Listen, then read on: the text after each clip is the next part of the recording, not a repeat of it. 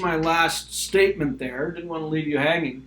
Basically, we understand that there's a cost of reducing terrorist attacks. And that would be, it's more complicated, costly, painful to fly. We could even ban all flights. That would end terrorist attacks using planes. We could stop and say, right, in a zero-risk world, we might do something, but in the world in which we live, we don't. So, conceptually, from my point of view as an educator and from your point of view as students, I think we understand that the optimal amount of cheating in a class is 0. In other words, cheating is going to decrease your incentive and the incentive of your peers to actually acquire the information, the analytic abilities that are going to serve you in good stead in the world. But practically, when I think about what I would have to do to ensure 0 cheating in this class, 0 cheating on quizzes and homeworks, you'll notice I let you do it to some extent. Those who want to use your notes, you can. You're stealing from yourself. You may be stealing from your colleagues. But again, what am I saying? I'm saying, look, the benefit of reducing cheating, there is a benefit. But at some point, that benefit becomes smaller than the cost. So think about what I would have to do to effectively stop all cheating in this class. Think about on the next exam, right? I've already acknowledged that I can't keep you from using your notes in your book, and so it's going to be open book, open notes. Okay.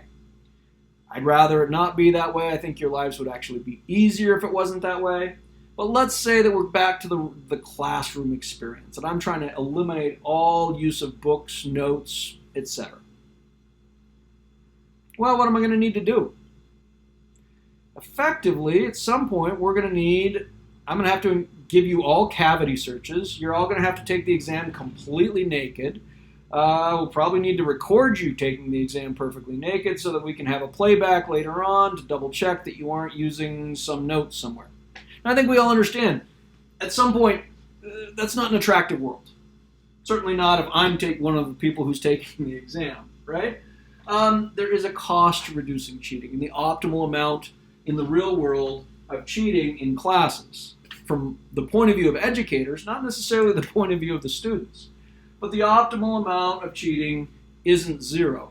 It's where the benefit of reducing cheating 1 extra unit is greater than but not equal to the cost. And so this applies to a whole host of things. What's the optimal number of contagious illnesses? It's not 0. I mean, again, as we're looking at in the current crisis, we don't live in a zero risk world, and in effect, we know how to reduce contagion. We could just call out the military, put them all in hazmat suits, and shoot anybody who's seen outside their home. Yeah, that would reduce the contagion, wouldn't it? I think so. But it would also be a really scary world to live in. And so just like anywhere else when we're dealing with risk, just like when we're dealing with information, the optimal amount of risk isn't 0, just like the optimal amount of information isn't an infinite amount. We are still in the world of marginal benefit versus marginal cost.